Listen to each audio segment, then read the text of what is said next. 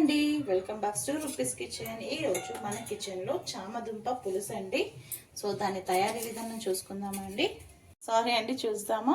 So ముందుగా చామదుంపల్ని ఒక 250 grams అండి, దాన్ని బాగా వాష్ చేసేసి, మట్టి ఉంటుంది కదండి, సో బాగా వాష్ చేసేసి ఒక 3 విజిల్స్కి పెట్టేసుకోవాలండి కుక్కర్లో చామదుంపని. తర్వాత ఒక ఉల్లిపాయ, పచ్చిమిర్చి ఒకటి, కొంచెం కరివేపాకు, ఎండిమిరపకాయలు ఒక రెండు టమాటో,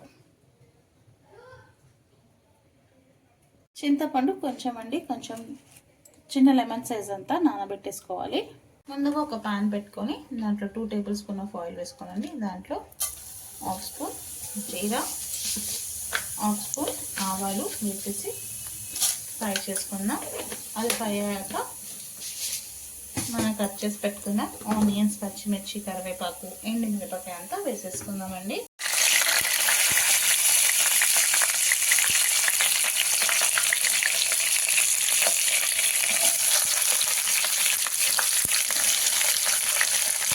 వేసి ఫ్రై చేసుకుందాం. ఇలా ఆనియన్ కొంచెం ఫ్రై అయ్యాక దీంట్లో 1/2 స్పూన్ అల్లం వెల్లుల్లి పేస్ట్ వేసుకోవాలండి. కొంచెం ఫ్రై చేసుకోవాలి. చాలా ఈజీగా కొంచెం ఫ్రైగా వేసుకోండి.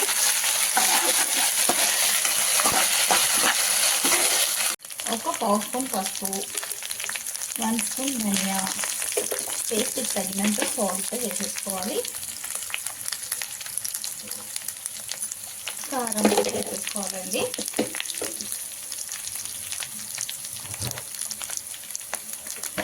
చాలా బాగుంటుందండి చింతపండు వేస్తే పులుసు.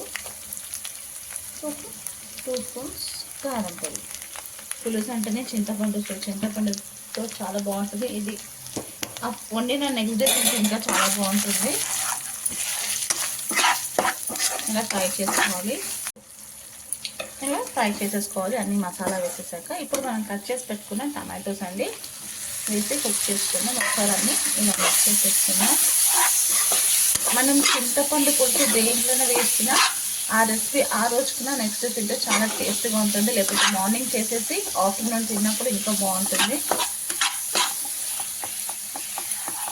టమాటా ఎంతవరకు కుక్ అయిపోయిందో, టమాటా బాగా కుక్ అయిపోయిందండి. ఇప్పుడు మనం ముందుగా నానబెట్టేసుకున్నాం కదండి చింతపండు, ఆ చింతపండు నుంచి పులుసు తీసేసుకొని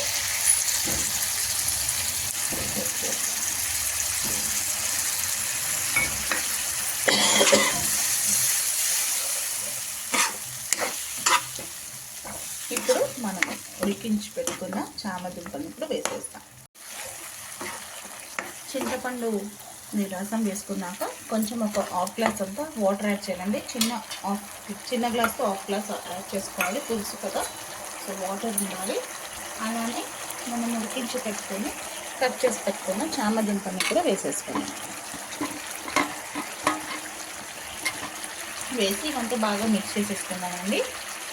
ఇంకా మీకు వాటర్గా కావాలంటే మీరు ఎక్కువగానే వేసుకోవచ్చు, బట్ మనం అంత వాటర్గా తిన్నాము కాబట్టి నార్మల్గానే వేసానండి వాటర్. ఇప్పుడు ఇంకొక 5 మినిట్స్ మూత పెట్టి కుక్ చేసేసుకున్నాం. ఇద్దామండి. ఒక 5 మినిట్స్ తర్వాత ఇంకా అయిపోయిందండి పులుసు. ఆయిల్ అంతా బాగా పైకి వచ్చేసింది. సో పులుపు, ఉప్పు, కారం బ్యాలెన్స్ అవ్వాలంటే కొంచెం బెల్లం వేసుకోవాలి. కొందరు షుగర్ కూడా వేస్తారండి, బట్ నేను షుగర్ వేయను, ఓన్లీ బెల్లమే వేస్తాను. బెల్లం వేసేసి ఒక్కసారి సాల్ట్, కారం సరిపోయిందో లేదో చూసుకోండి. లాస్ట్కి ఇంకా కొత్తిమీర వేసేసుకుందాము. అయిపోయిందండి. చాలా సింపుల్గా ఈజీగా అయిపోయి కర్రీ అండి చామదుంప పులుసు.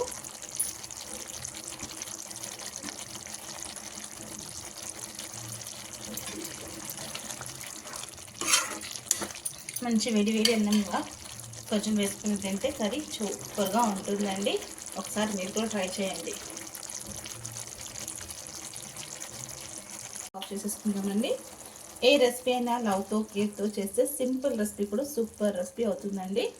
అయిపోయిందండి చామదుంప పులుసు, ఇంకా రెడీ అయిపోయింది. నేను సర్వ్ కూడా చేసుకున్నాను.